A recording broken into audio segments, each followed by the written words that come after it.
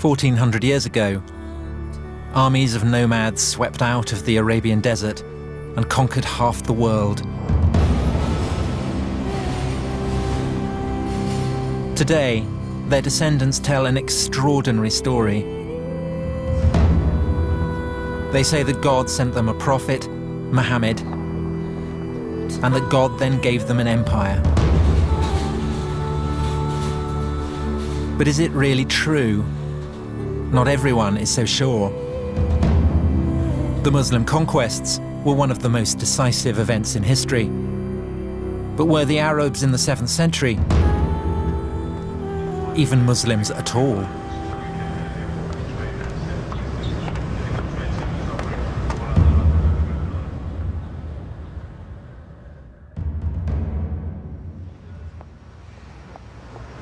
My name's Tom Holland. I'm a historian. I write about ancient empires, so Persian, Greek, Roman empires. And now I want to write about the most influential of all the ancient empires, the empire founded by the Arabs in the 7th century, the empire that gave us Islam. I thought that it would be a relatively simple matter. It's been said that Islam was born in the full light of history. But when I began on the project, I discovered that that wasn't actually the case at all.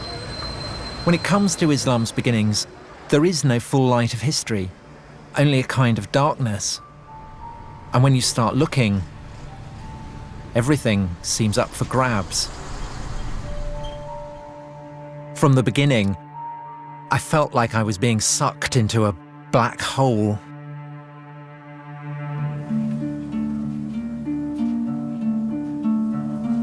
The problem of writing the history of the rise of Islam is that we have absence of evidence and we have nothing on which to tell a story.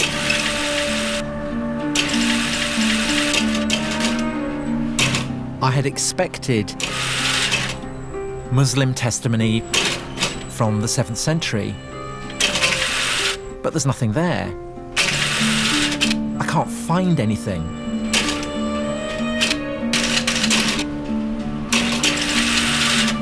There's a problem here. You're delving into the origins of Muslims' deepest beliefs, but where is the historical evidence? Sometimes the belief of the believer and the understanding of the scholar cannot be squared. It's a choice between doing history and not doing history. And so I do the history even though it may hurt people. You have to say things that believers don't say, things that sometimes shock believers, things that sometimes make them very angry.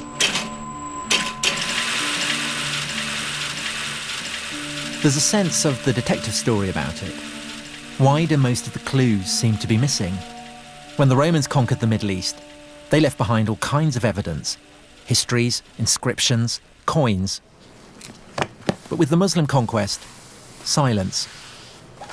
What can we actually say about Muhammad? What do we really know about the origins of Islam? Where to begin? Well, maybe we should start at the beginning of the 7th century. It is 5 minutes to midnight, and the ancient world is about to change forever.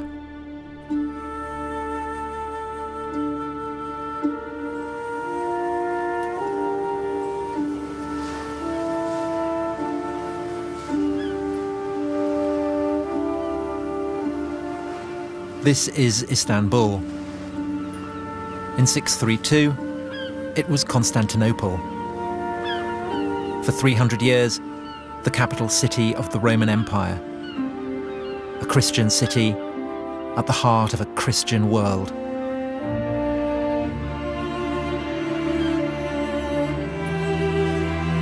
A universal religion for a universal empire.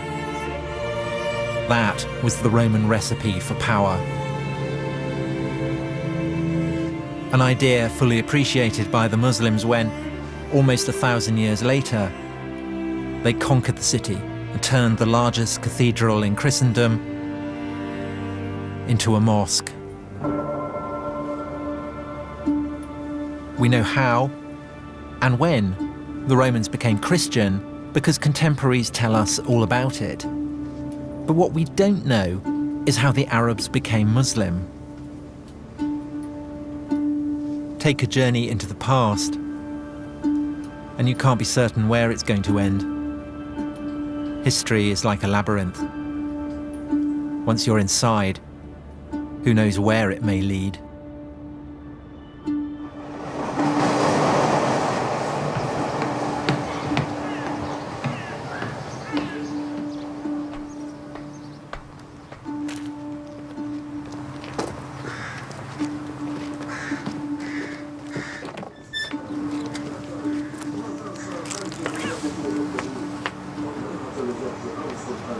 So here we are, the great palace of the Roman emperors of Christian Constantinople.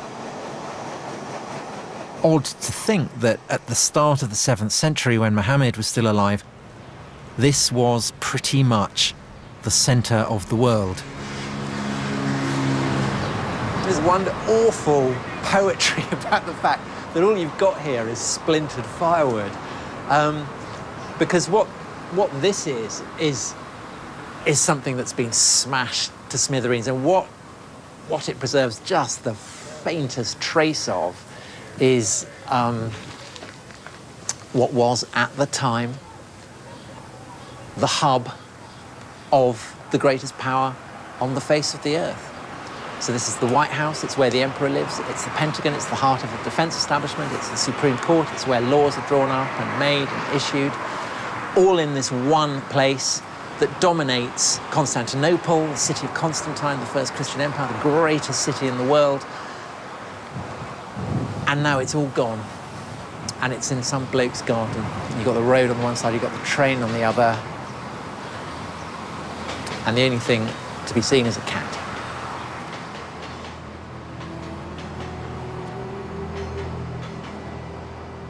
By 630, the Roman Empire had just overcome the worst crisis in its history. Its old enemies, the Persians, had overrun its fairest provinces. Persian troops had reached the very walls of Constantinople itself. Then, after 25 years of war, the Persians were defeated. The Roman Emperor was, once again, master of the universe. At such a moment, how could he have had any conceivable idea of the ruin that the heavens had in store for him?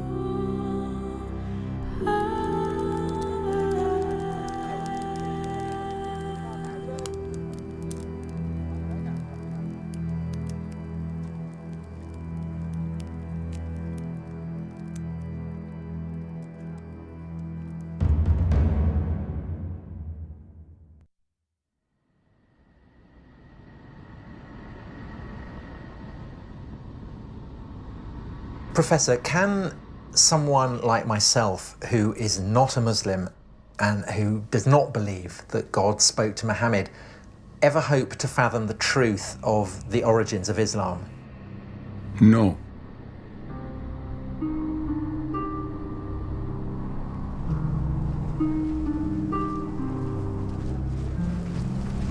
العرب نعم الرسول عليه الصلاة والسلام كان عربيا. Bedouin, the face of the Arab conquest. The shock troops who, in the 7th century, swept out of Arabia and forged a colossal empire spanning half the world. And here in the desert, no one doubts that the conquerors were indeed Muslim. تركوا كل الدنيا، ما فكروا في التجارة، ما فكروا في الحياة، ما فكروا في أبناء. فكانوا يفكروا إني أقتتل أو أن أموت في نص الطريق أو أموت ضيعة أو جوعا أو شيء. لا كانوا يفكروا في هذا، لا في نجاح الإسلام. Everything was for Islam. That's what they say today. The victories, the conquest, the empire. But how do we know Islam even existed back then? ثبت الدين وثبت كل شيء والحمد لله احنا ماشيين على سن العشر على سنة الرسول. المسلمين هذه كلها من ذرية. يعني هذه احنا من ذرية الناس.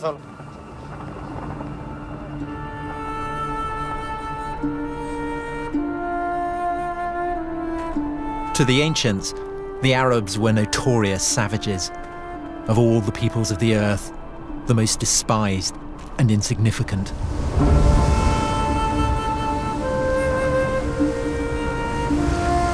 Yet after 10 years, in the first half of the 7th century, they deprived the Roman Empire of her richest provinces, crushed the Persian Empire, and taken possession of most of the Middle East. A staggering achievement. For most Muslims, a miracle. Only God could have made it happen. Bedouin Arabs. They're the margin of history during the Roman Empire. That through such a people, the whole of North Africa and Spain should be transformed in just a few decades, and a whole new civilization created within a century from China to France.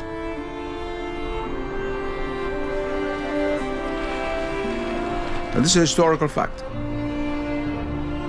And it all began, the story goes, when a merchant named Muhammad in a mountain cave heard something as terrifying as it was awesome, the voice of an angel. O Muhammad, thou art the apostle of God.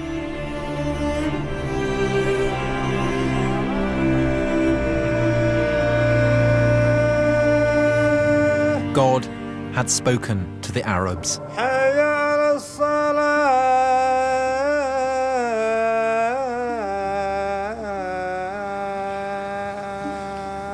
Allahu Akbar.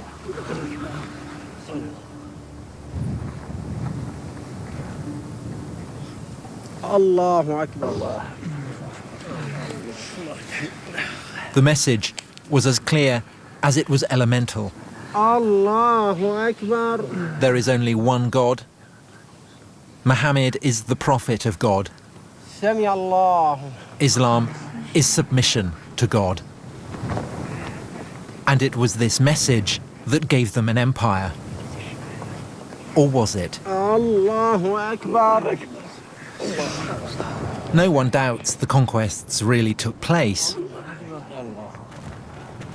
But the question is, was it because of Islam? If you were a Christian or a Jew or follow another religion for whom a similar reality exists, it'd be easier to make a jump. There's a very famous Arabic proverb which says, not being able to know something is no proof that it doesn't exist. But making that jump, taking a leap of faith, isn't as easy as it sounds.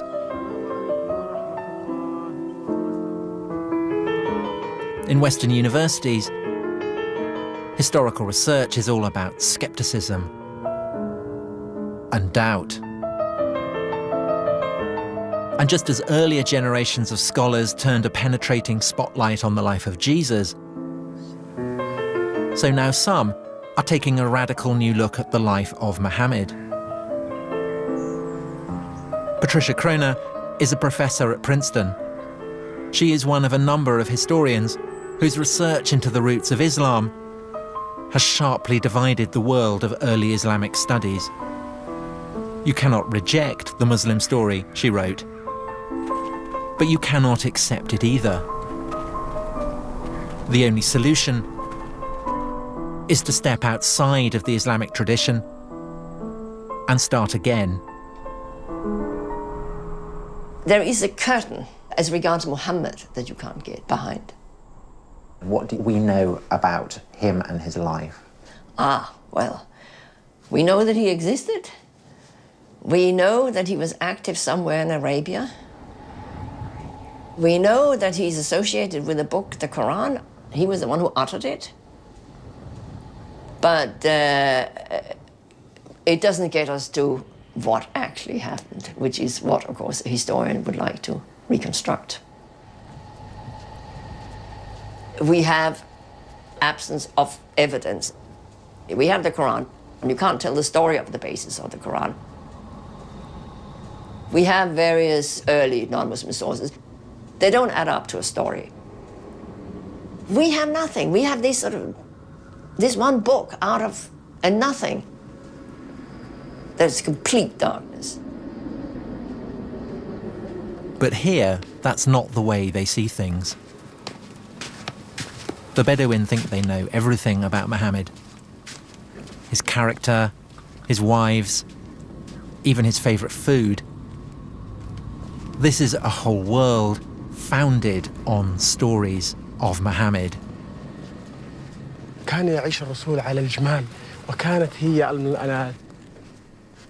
الوحيدة الذي يتنقل عليها البدو والأجمال والإسلام، وإحنا على هذه نعيش ونتحمل الصبر إن الصبر كويس، ونصبر على الماء على الظما والأكل والجوع.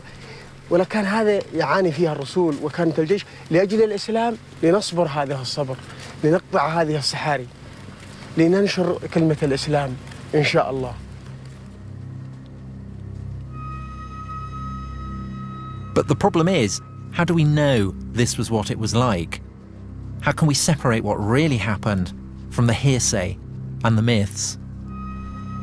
Do we know, did the Prophet Muhammad come here, Huna? Yes, يوان كان خرج من مكة إلى مناطق الشام وجاء على منطقة فجلس في شجرة في الصفاوي. Was there a tree? Was Muhammad even a travelling merchant? The evidence is almost non-existent. The earliest biographies we have were written nearly 200 years after Muhammad's lifetime. In most religions, the tradition was handed down through oral history for millennia. This is put aside. It was called positive history. The oral tradition is completely negated. Well, oral tradition means that you remember what you want. Some of it must be history, and most of it is clearly not history. It's just that they have been reshaped, rethought. They have been taken out of their original context, serving new functions. They've been cleaned up by all kinds, or cleaned up or messed up, if you like, by all kinds of interests that people have in the memory. If supposing there is no written text of the time of the Prophet mentioning his name, the same is true of Christ, the same is true of Moses. That doesn't mean anything because there's always the oral tradition. Sometimes if you have other sources from other points of view, you can suddenly see what it is that's been changed, and then when you can see that, you can also see why it has changed. But because Islam arose in a relatively remote corner of the world, we don't have these checks. We don't yet have the key that can unlock the tradition.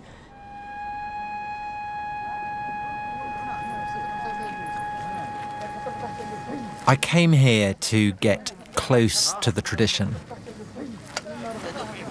And when you're here, you can feel its weight. It's in the air. It's palpable.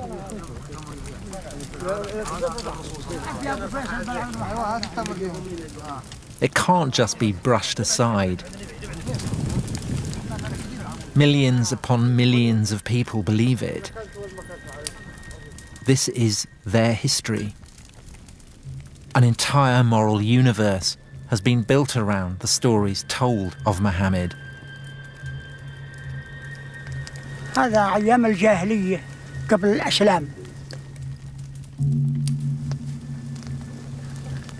كان الواحد يوم تجيه بنت خوفا لا تعمل عيبة وكذا إلى آخره يذبحها، لأنها عار، يجيب لها عار ويجيب لها منتقد بين البشر. فيجيب البنت ويدفنها ويحيى، بعد ما يدفنها ويحيى صح. عمر بن الخطاب له بنت وجابها وده يدفنها، حفر لها وده يدفنها، جاء الرمل على شاربة من هون، جابت بيدها قامت تقول بالرمل كي تمشي عن وشي، حفر لها ودملها. جاء سيدنا محمد صلى الله عليه وسلم أوقف كل الأعمال هذه.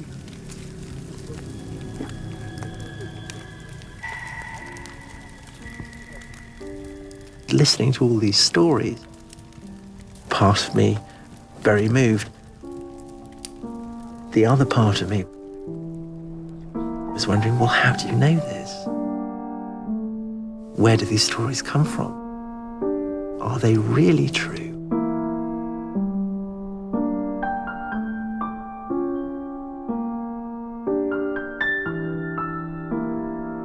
Gradually in the West, for the intellectual elite, the sense of the sacred was lost.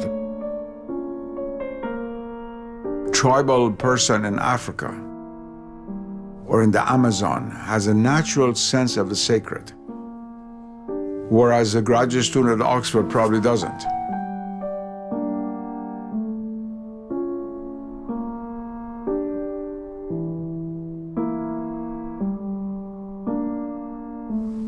الله أكبر.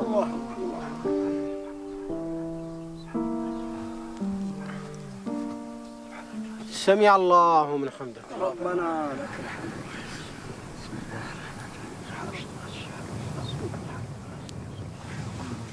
الله أكبر. الله أكبر. سبحان الله. الله أكبر. الله أكبر. يا رحمة الله. الله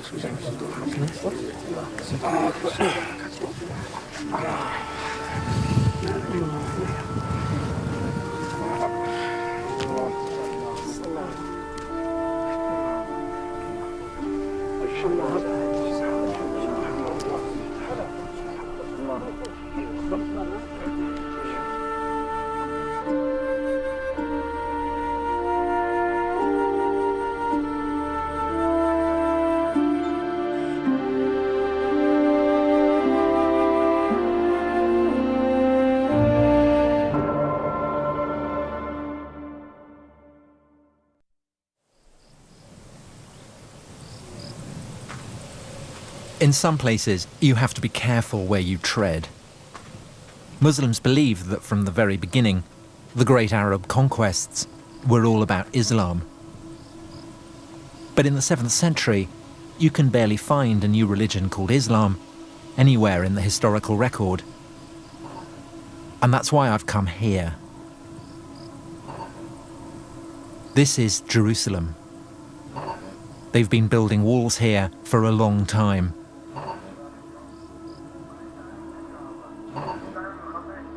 But they've never built a wall yet that could keep people safe forever.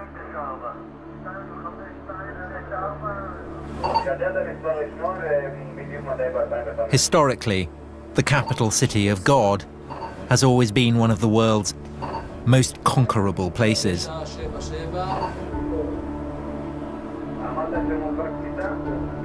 Here, if anywhere, in the one-time world of the Roman Empire, the 6th and 7th centuries live on.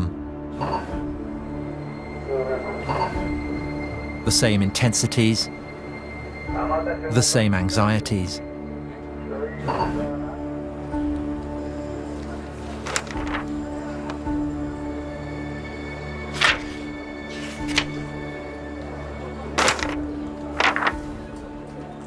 For thousands of years, Jerusalem had been shaped and mapped by the religions of its rulers.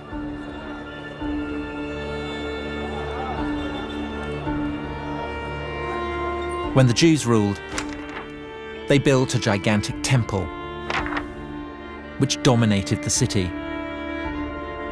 Later, when the Roman Empire became Christian, Jerusalem was transformed into the world centre of Christian pilgrimage. Look at the street plan now, and you saw a map of a Christian world. The Jews were gone, airbrushed out of the picture. The Romans constructed a new Holy of Holies, the Holy Sepulchre, a vast cathedral raised over the traditionally accepted site of Jesus' crucifixion.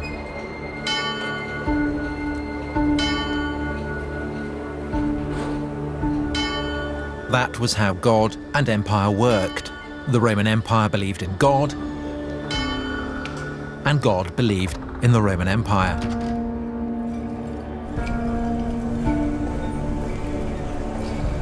But then, in the year 636, God changed his mind.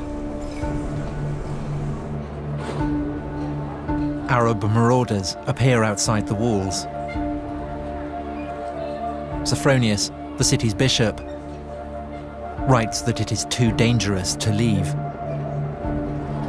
The Arabs were closing in, and there was nothing people of Christian Jerusalem could do about it except to stay where they were, look out from their walls, and await the arrival of the Arabs.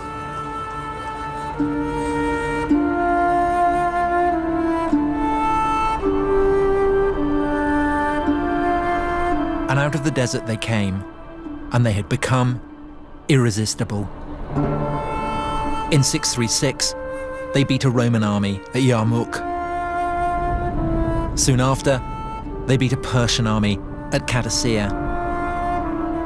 Both empires too weak after their own long wars to resist the Arabs. They marched into the richest provinces of the defeated empires. And less than 5 years after the death of Muhammad, they set their eyes upon the promised land. The land flowing with milk and honey, the land that God had promised to the Jews. Now, the Arabs had come to claim that birthright for themselves.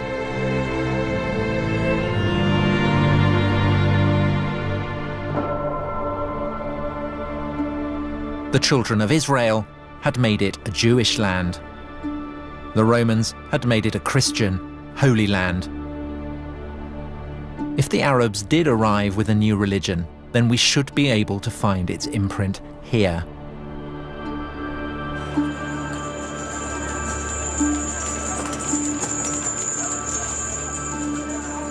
Contemporary Christian sources confirm that late in the 630s, the Arabs took over Jerusalem by peaceful negotiation. But what they don't say is what the conqueror's religion was. The truth of the matter is we don't know what was the true religion of the first Arab conquerors.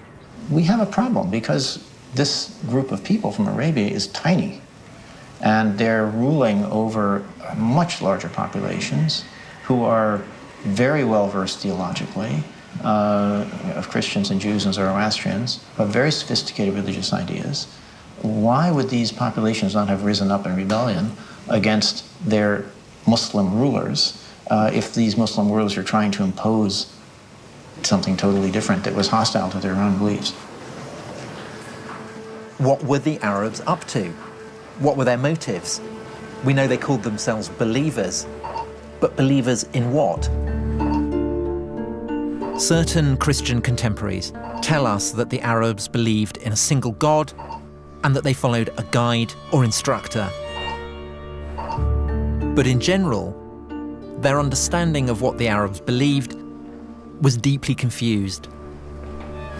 Was it a form of Judaism or some kind of Christianity? Or did they have a whole new religion of their own? for the Jews as well as for the Christians. These are people coming from the desert. They don't know who these people are. They don't really know what they believe. They hear things. But perhaps there was a clue. At first, the new Arab rulers seemed closer to the Jews. They weren't interested in the Christian holy places. Instead, they began praying on the ruins of the old Jewish temple. All this only added to the Christians' sense of paranoia. Behind the invasion of the Arabs, they began to suspect a Jewish conspiracy. The moment the Arabs took over Jerusalem, they headed straight up here to what then as now is a broad, open, man-made esplanade.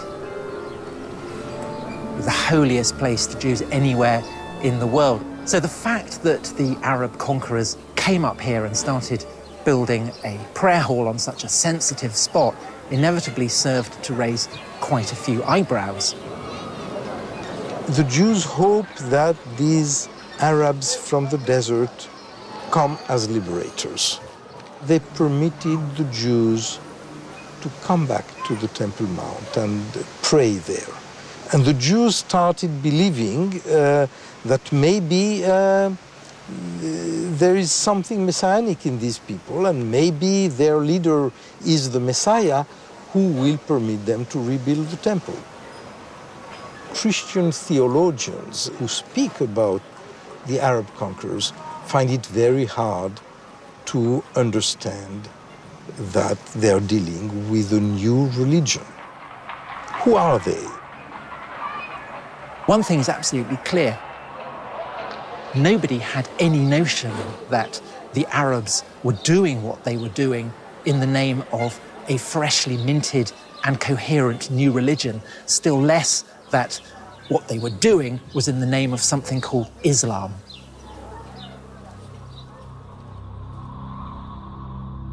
So did Islam even exist in those early years after Muhammad? In Jerusalem, 30 years after the conquest, it was business as usual. There were Christian pilgrims in the streets. The churches were full. Ancient religions were practicing their ancient rites. But where was the prophet in all this? 30 years after the death of Muhammad, here in Jerusalem, an Arab warlord called Muawiyah was hailed as leader of the new Arab Empire. But if Muawiyah was a Muslim, then he showed precious little sign of it. The astonishing thing is that nowhere, not on his inscriptions, not on his coins, not on any of his documents, is there so much as a single mention of Muhammad.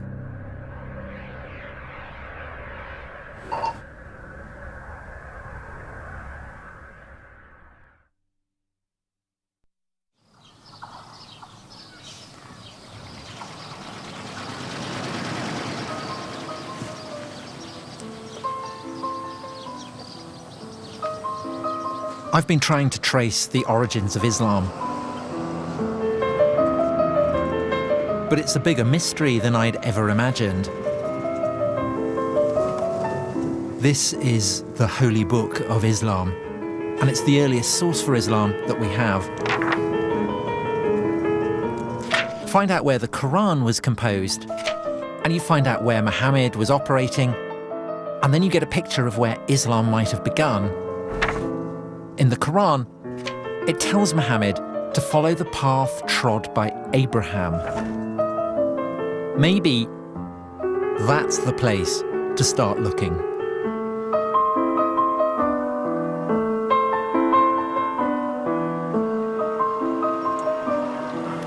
I'm in Hebron, which is a town on the West Bank, and I'm currently in a Jewish settlement.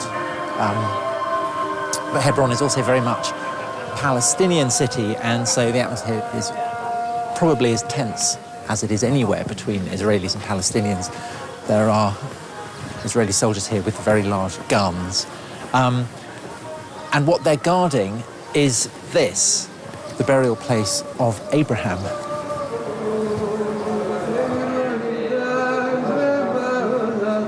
Abraham, through the line of his son Isaac, was the father of the Jews.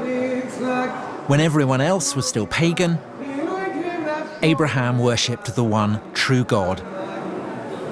And for this, God rewarded him and his descendants with the promised land, part of which today goes by the name of Israel. This is the tomb of Abraham.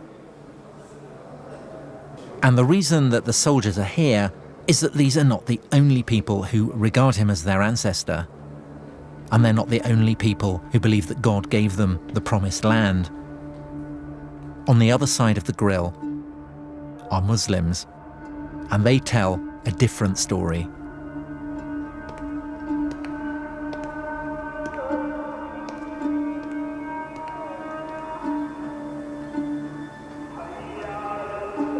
This is the Muslim side, and the reason they revere Abraham is because, as well as Isaac, he had another son,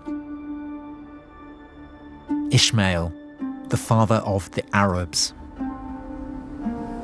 This is the tomb of Abraham that we saw earlier from the Jewish side, but we're now looking at it from the Muslim side. The significance of Abraham and this association that was made between Arabs and Ishmaelites, the children of Ishmael, is actually much older than Islam itself. It remains central to Islam to this day.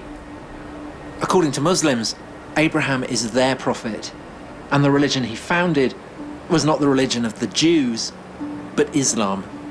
And in the Quran, we read that Ishmael helped Abraham to build a house of God at a place called Bakkah.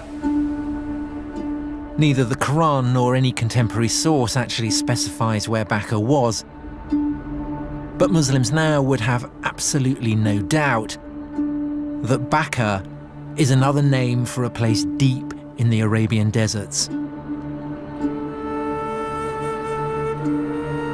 Mecca.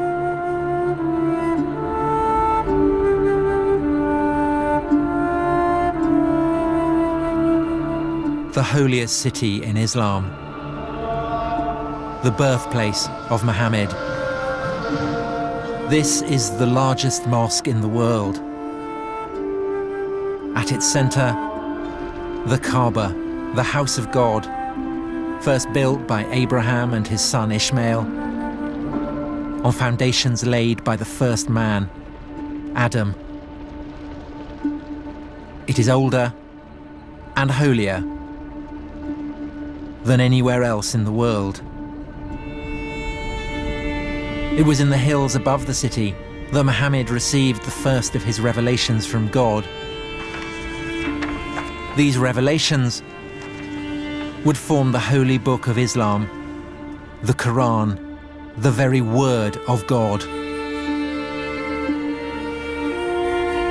Mecca is where Muslims believe everything began. The crossroads of faith and history. Surely here then, you would think, we could find solid evidence for Islam's beginnings.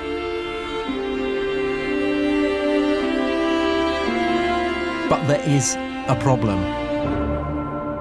Aside from a single ambiguous mention in the Quran itself, there is no mention of Mecca. Not one. In any datable text for over 100 years after Muhammad's death.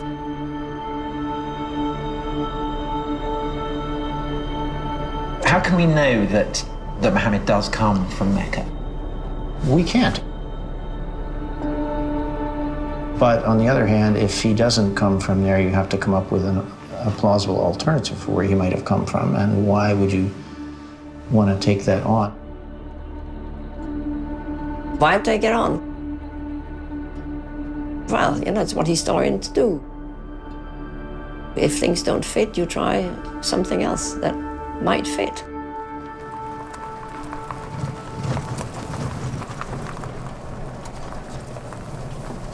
Here we go. So this is it. Yeah, here we are. In the Quran, the faithful are instructed to pray in the direction of a holy sanctuary. But what it doesn't ever say is that this sanctuary stood at Mecca. And to some archaeologists, a few early mosques suggest something different. We're talking about one of the earliest examples we have of a mosque. And you date it 100 years after Muhammad? Somewhere within 100 years or so. Because here, as we go into it, you can see... This is it? This is it, yeah. This is the mosque? This is the mosque. And what you can see here, we have an apse which is not facing Mecca. It's not facing the south. It's actually facing towards the east, towards the sun rising. This is an example of the time before the direction had actually been preferred towards Mecca. So the implication of that is that at this early stage of Islam, the focus of prayer has not yet been absolutely fixed. The direction of prayer had not been well established yet. And so it's a bit like the concrete hasn't yet set. It's that you can still play with it, you can still fiddle around with it, you can experiment with it. Very much so. Mm-hmm. Yeah. Wow. Not a decisive clue, perhaps. But it is suggestive that even though there are no Muslim sources, there are reports from Christian writers of the time that the Arab conquerors bowed their heads in prayer not in the direction of Mecca, but in a quite different direction, somewhere further north.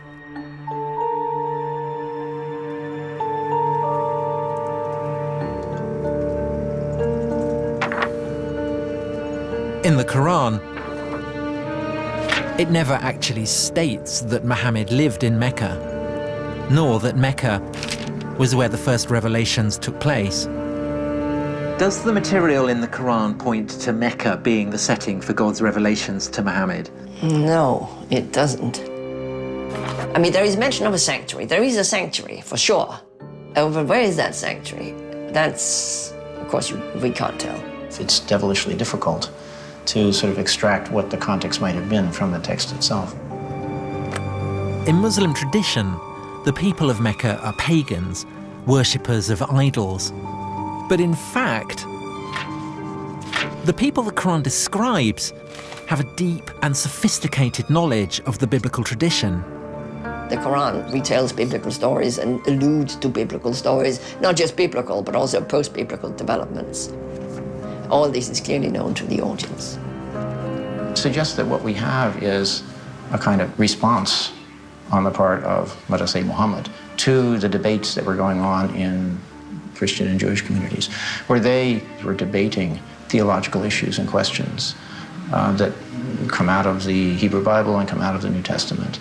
And the Quran seems to be an effort to engage in the discussion. And so there's a strong connection with the late antique religious discourses that were alive throughout the Near East.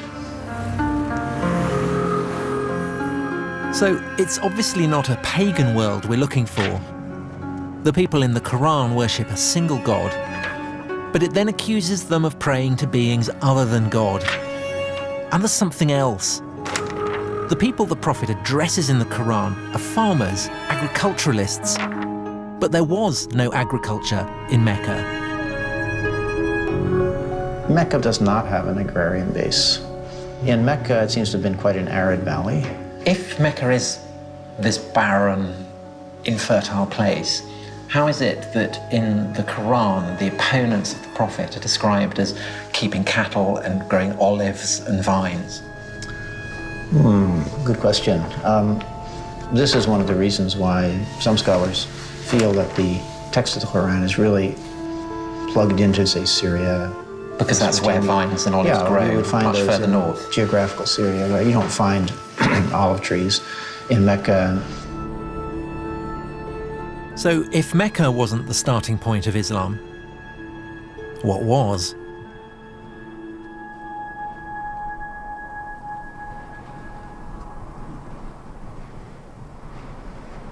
If you're following the clues in the Quran itself, then you're looking for a landscape inhabited by olive-growing Arabs who have a deep knowledge of the biblical tradition, but whose worship of a single god might seem to some a little shop-soiled. This is the city of Avdat, in the Negev desert. Back in the early 7th century, it was an Arab city on the very fringes of the Roman Empire. Nominally Christian, but with hints of a recently pagan past.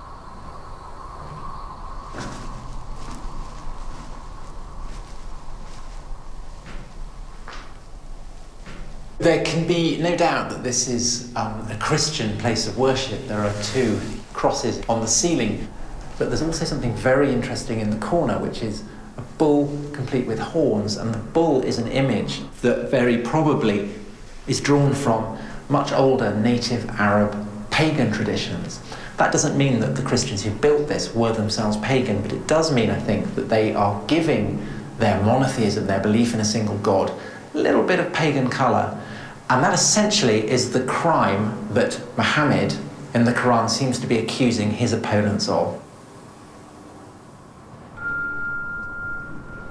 But Avdat had more than the right religious complexion.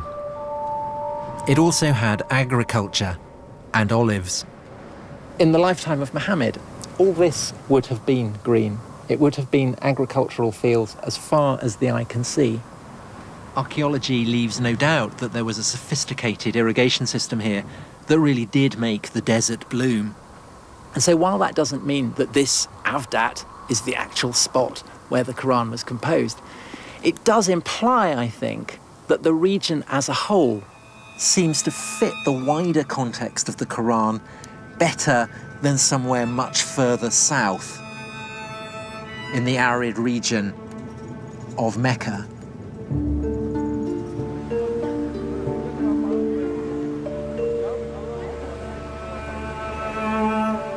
When you read through and through the Quran, what's really striking as compared, say, to the Bible, which is full of allusions to recognizable landscapes that we know, in the Quran, it's an effort to find an allusion to any landscape or natural setting that we could actually pin down. In fact, in the whole of the Quran, there's really only the one exception. Not far from Avdat, a strange hint about where the Quran might actually have come from. We are on the southernmost shores of the Dead Sea, between what is now Israel and Jordan. Lot was the nephew of Abraham, and he went to settle down in a city called Sodom. And the people of Sodom were notoriously racy. Unsurprisingly, this provoked the wrath of God. He destroyed his city, and this is said to be the remains of Sodom, where the anger of God was poured down upon it. And the Quran. So also was Lot among those sent by us. Behold, we delivered him and his adherents, all except an old woman who was among those who lagged behind. Then we destroyed the rest. Truly, you pass by their sites by day and by night. But if the people being addressed by the prophet are passing this place by day and by night, then what's it doing here? 1,000 kilometers from Mecca.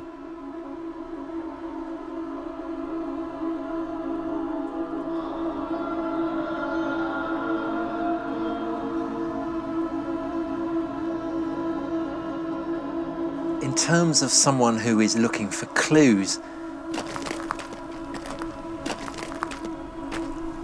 you are very much in the situation of someone who is panning for gold.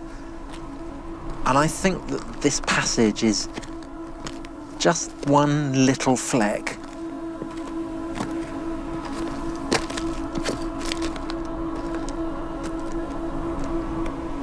I mean, there is one possibility, of course, which is that this one fragment originated in this neighborhood. Perhaps the rest came from elsewhere. But that then begs the question of where all the various component parts of the Quran are coming from. Are they necessarily to be attributed to one person living at one time? Again, when you start asking that question, it's very hard to know how far to push it. It's from the West that this kind of history came up. That is, reason is the ultimate decider and judge of the truth. But what I'm saying is that those are not going to really give you the reason that is logically satisfying.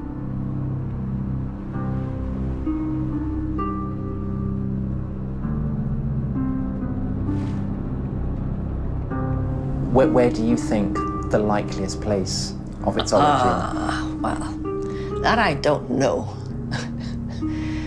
That I don't know. I don't think I should speculate on that. Okay, all right. Okay. My greatest fear is that I'm completely wrong. I do sometimes wake up in the middle of the night and think I've got it completely wrong. Once the world is reduced to a mechanical world, then all other levels of reality lose their status as being real. And they're relegated to the realm of so-called superstition. And what is not seen is considered not to exist.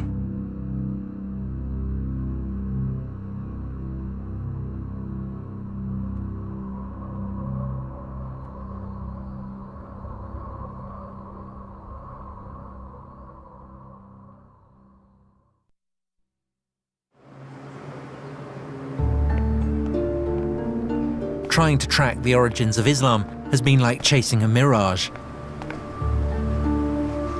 The Arabs conquer half the world, but they don't talk about Muhammad. There's no mention of Mecca. So what do they do in detective stories? They follow the money. Any of these? What's the first coin that actually mentions the name of the Prophet Muhammad on the coins? Do any of these coins mention Muhammad by name? with Muawiyah. Yeah, but is the name of the Prophet Muhammad mentioned? No. Every coin tells a story. Every inscription conveys an idea of power. But sometimes what's not on the coin can be just as significant as what is. It would be nice to see the earliest coin that mentions Muhammad. The earliest coin that has Muhammad's has the name of Muhammad. They don't have it, but because it's odd that we're 60 years on from the death of Muhammad and no mention of Muhammad.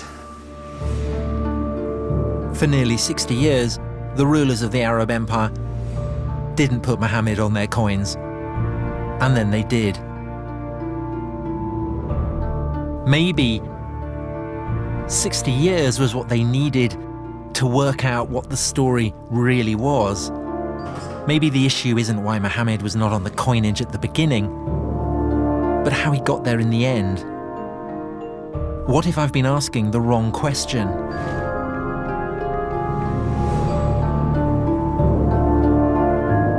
What if it wasn't Islam that gave birth to the Arab Empire, but the Arab Empire that gave birth to Islam? The empire was rich beyond imagining. By the mid-680s, it stretched from northern Persia to Egypt and North Africa. But who had the right to rule it? A vital question on which the Arabs could not agree. And with so much to play for, they began to turn upon themselves.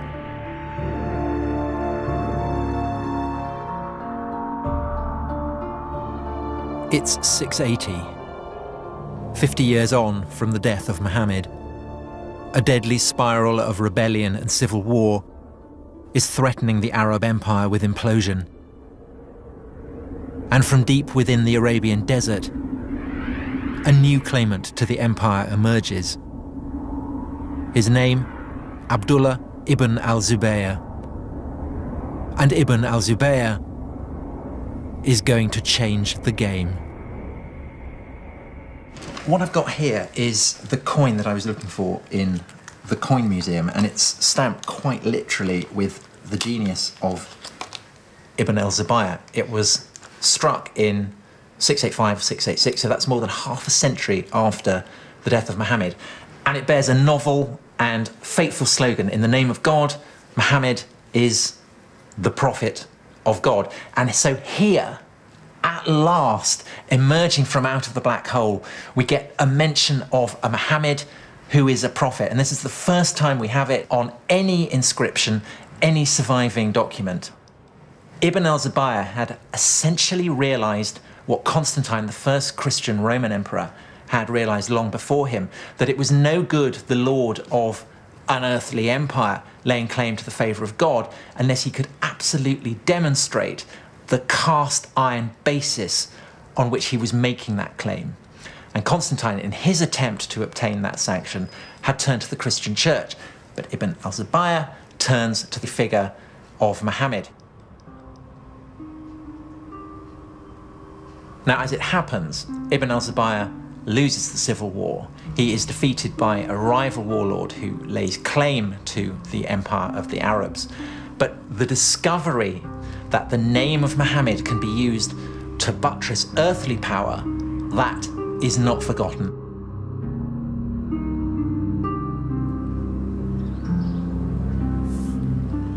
The Civil War had been a very close-run thing. And the victorious warlord, Abd al-Malik, had no intention of ever again allowing Muhammad's legacy to fall into the hands of a dangerous rival. The Romans had known all about religion and power. When they had become Christian, they had redrawn the map of Jerusalem. Now, Abd al-Malik set about fashioning a holy city of his own.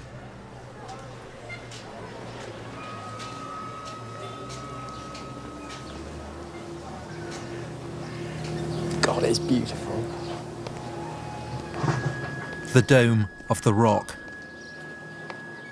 It's the oldest Islamic building in existence. In design, it was Roman.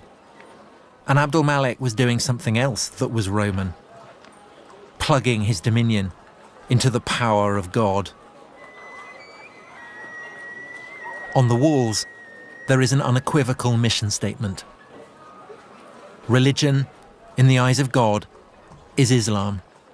There are mentions of Muhammad, quotations from the Quran. At last, something that we can recognize unmistakably as a new religion. There's a sense here of something new coming into being.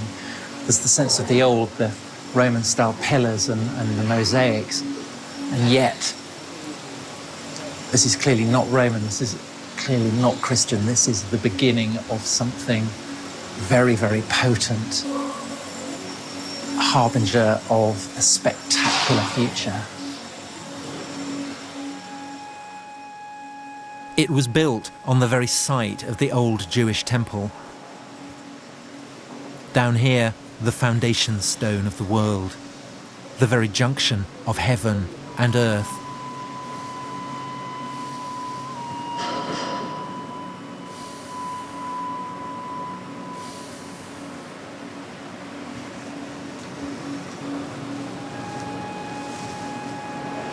This is quite possibly one of the most awesome places on the entire planet.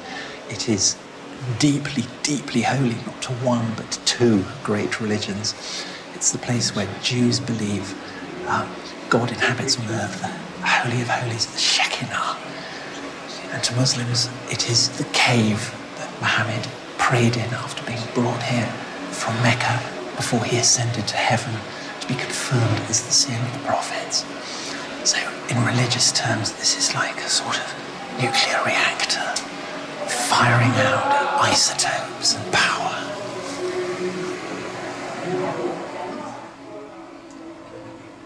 is certainly a very grand statement that we Muslims have superseded you Jews. And we have superseded you Christians by being filled with inscriptions directed against Christian Trinitarian beliefs. So it's Muslims saying, we are here, we've come to stay, and we are the winners. Abdul Malik now rules his empire as the deputy of God, just as the Christian Roman emperors had done. And like the Roman emperors, he has built a house of God in Jerusalem. But Abdul Malik, Lord of Jerusalem though he is also an Arab. Perhaps for Arabs, Jerusalem, for all its ancient and unrivaled potency, owed too much to the Jews and Christians to stand alone as the holy city of the new Arab empire.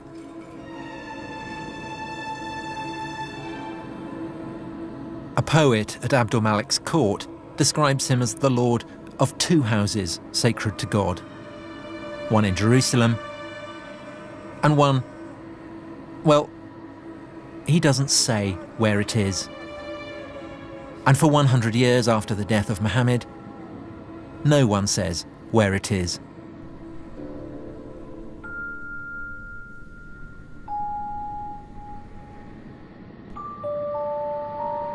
All sources go on calling it a place in the desert.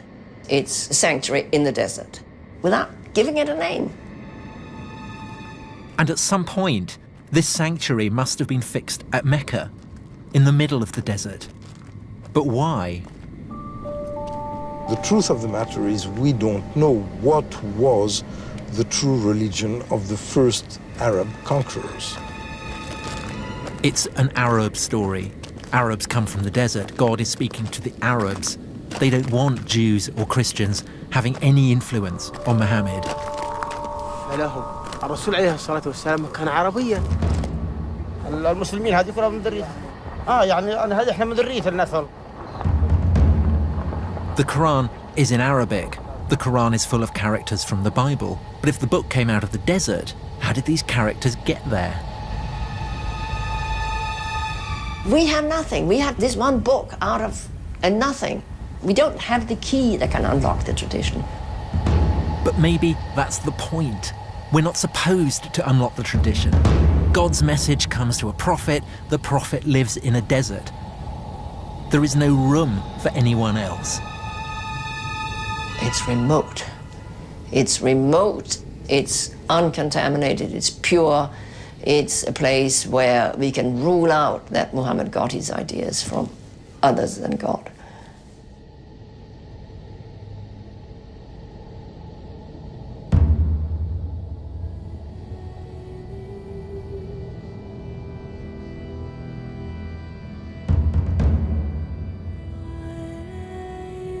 It's interesting that this rationalistic history is very weak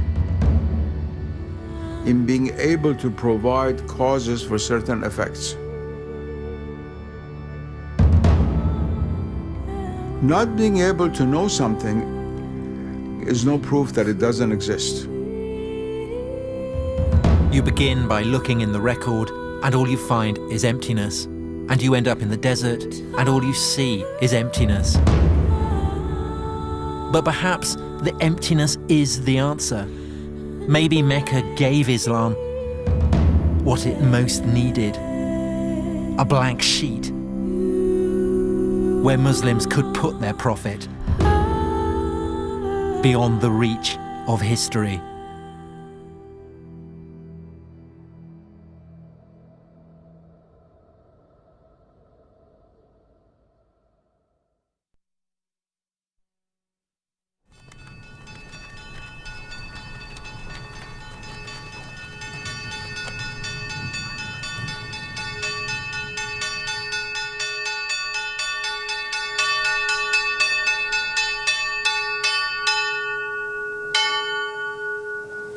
Professor, do you think that what I am doing is complicit with the brute fact of Western imperialism, Western hegemony? No, not necessarily. As long as you remain aware of what you're doing.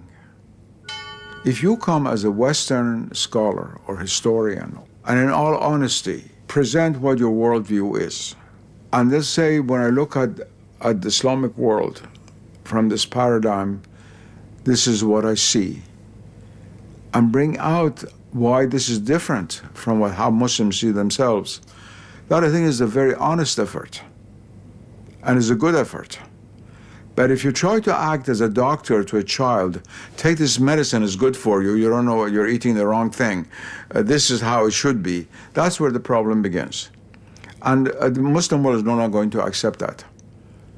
The days when the British would bring scholars from England to teach Indians how to be Hindus and Muslims is finished. It's finished.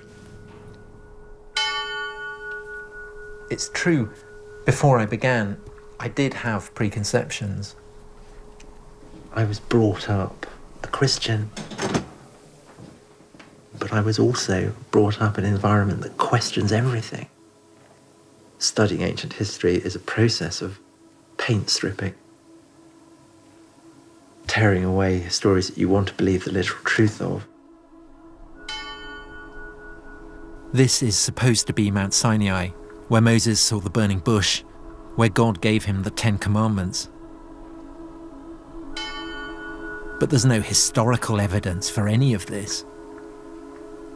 Christian monastery, Roman fortifications, the old partnership, God and empire.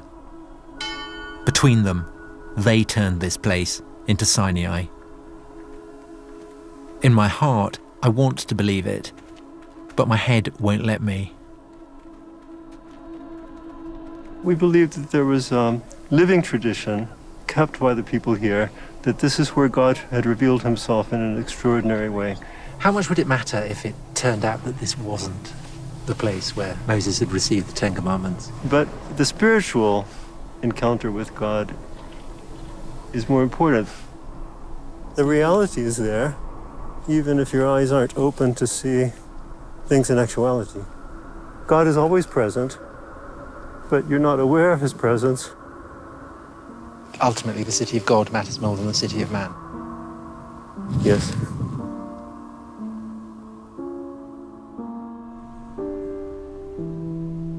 But as a historian, I have to presume that the city of God was built by man as well.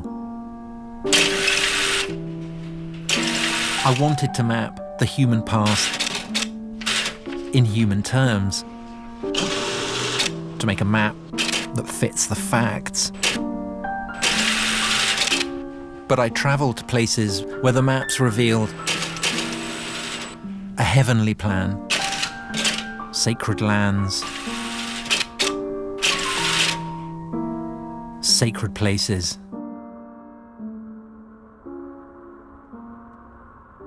A world where you don't have to believe in God to feel the power of God.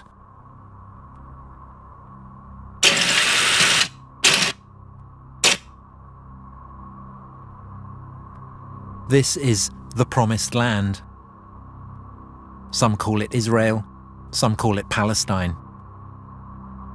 A land where Muslims, Christians, and Jews still fight over the story of a promise made by God to Abraham thousands of years ago.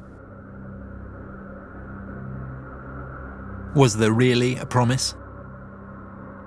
It's not for the historian to say. But the world believers make in the name of God, that is what history is about. Even today, more people die for visions of heaven than they ever do for historical facts. Stories that never happened can be infinitely more powerful than stories that did.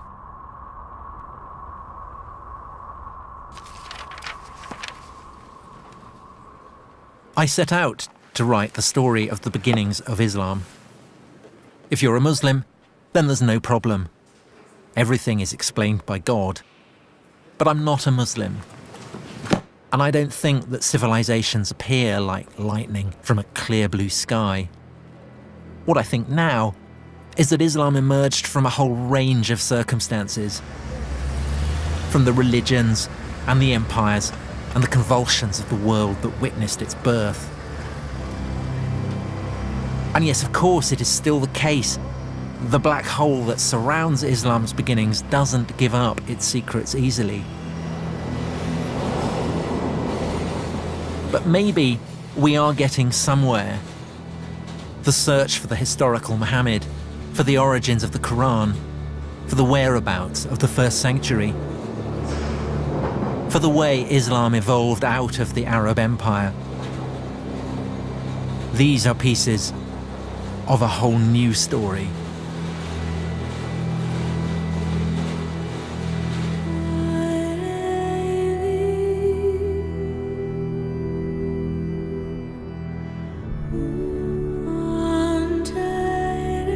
Tomorrow night, the wait is over. The Paralympic Games opening ceremony kicks off at 8. It's shrouded in secrecy, but I can tell you in all probability it won't feature Timothy Spall in a hat like the other one.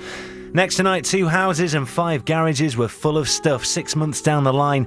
How's the big clean out coming along? Catch up with the obsessive compulsive hoarder.